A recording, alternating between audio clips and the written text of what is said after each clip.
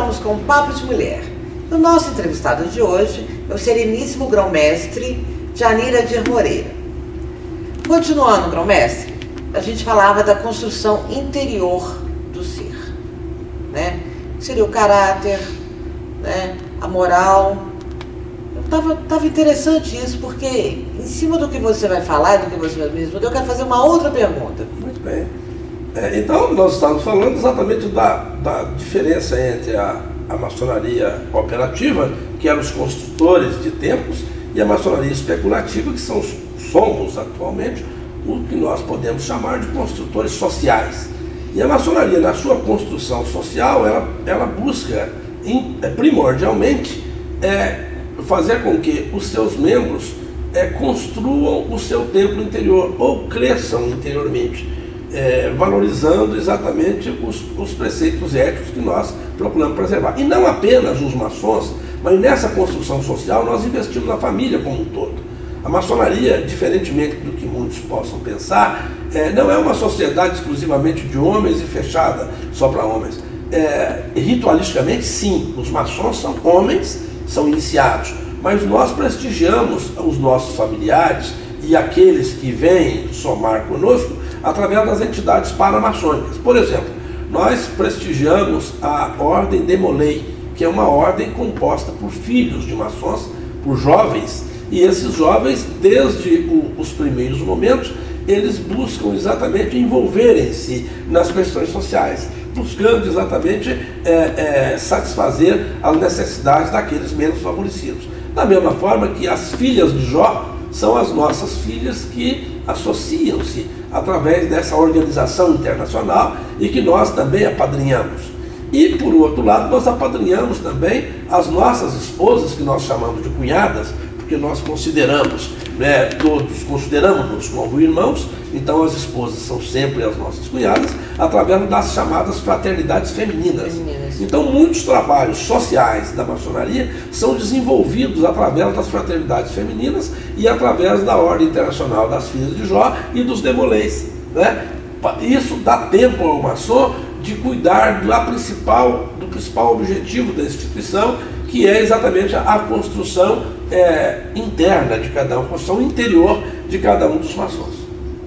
Jacques de Molay foi um cavaleiro templário. Foi. Ele foi grão-mestre dos cavaleiros templários, e na época em que viveu, a maçonaria não era organizada como o é nos dias atuais. Ele viveu exatamente antes de 1723, antes, portanto, da sua organização como está. Naquela época, os cavaleiros templários eram os precursores da maçonaria moderna. Sim. Falando em valores morais, em caráter ilibado, né, em família, qualquer um pode ser maçom. Quais são os requisitos? Já que, como eu falava, né, esses valores estão tão esquecidos nos dias de hoje. Isso, Olha, para se tornar maçom, é preciso que, em primeiro lugar, a pessoa, conforme já dissemos antes, acredite na existência de Deus ou de um ser superior, acredite na sobrevivência da alma após a aniquilação do corpo físico, não é? Mesmo porque se ele for ateu, ele não encontrará justificativas para as pesquisas filosóficas a que nós nos dedicamos, não é? Então, esta é uma condição. E as outras duas condições básicas são que ele seja livre, queremos dizer em todos os sentidos, livre de pensamento, que não esteja amarrado, amarrado em termos do seu próprio pensamento. Ele precisa então ter liberdade de pensar, ele tem que ser um livre pensador, um pesquisador, e precisa ter bons costumes. Então, nós podemos resumir, o candidato a maçom necessariamente precisa ser livre e de bons costumes. Não há, como às vezes as pessoas possam, ouve-se falar muito, para entrar para a maçonaria é preciso que tenha posses, é preciso que seja financeiramente equilibrado. Não, nós não nos preocupamos com as posses materiais, mesmo porque aqui na maçonaria os nossos custos não são tão altos, nós não exploramos ninguém. O que nós precisamos é de pessoas que sejam livres e que pratiquem exatamente que sejam de bons costumes, que pratique no seu dia a dia os costumes aceitos pela sociedade como aqueles de valores naturais, né? Naturais que todos nós conhecemos. Falam-se, todo mundo quando fala em maçonaria, associa a maçonaria como fraternidade e ajuda ao próximo. Explica isso pra gente. Isso é lenda ou se ajudam mesmo? Em determinadas, e de que forma isso acontece? Em determinadas situações, eu acredito que seja muito mais lenda do que o que às vezes falam da instituição. Porque a maçonaria não é uma sociedade de auxílios mútuos. Sim. Não é. Obviamente que no nosso meio nós cultuamos a amizade, a solidariedade. Então, se nós somos irmãos e somos amigos, se nós pudermos ajudar um irmão nosso, obviamente que vamos ajudar, pois nós ajudamos os terceiros.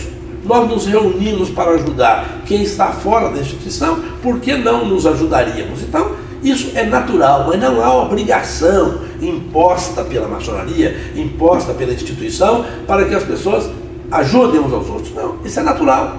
Então, um exemplo, se eu preciso de um engenheiro para fazer uma construção, eu tenho no meio maçônico vários engenheiros que nós conhecemos, é natural que eu dê preferência a ele.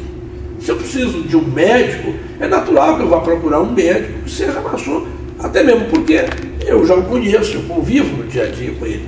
E esta convivência é que faz com que muitas vezes nós nos tornamos mais amigos e mais irmãos. Mas não há obrigatoriedade de nós nos ajudarmos mutuamente, não é bem assim.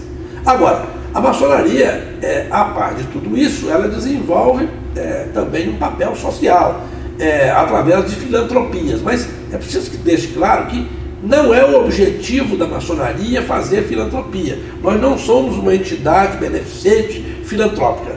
Sim. Não é? Nós trabalhamos no sentido de auxiliar também nessas áreas, mas não é o grande objetivo da instituição. Nós não estamos voltados exclusivamente para isso, mas fazemos. Mas também não são pessoas egoístas que pensam em si mesmo para depois pensar na comunidade. Isso, então nós pensamos na comunidade sempre, né? Sempre pensamos na comunidade. E nós desenvolvemos várias ações em defesa dessa mesma comunidade. Nós somos, a grande loja é dividida por lojas. Nós temos hoje 336 lojas maçônicas espalhadas aí por todos os rincões de Minas. Cada loja desenvolve o seu trabalho individualmente, independentemente da grande loja. Nós orientamos. Entretanto, a loja desenvolve o seu trabalho.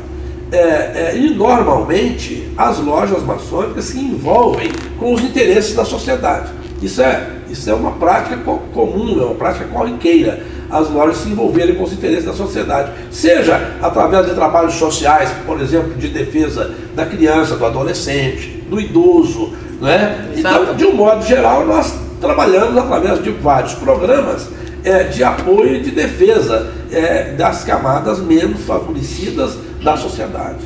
É um trabalho que nós desenvolvemos. Nós vamos falar dessas parcerias, dessas ações sociais no próximo bloco. Papo de Mulher volta já.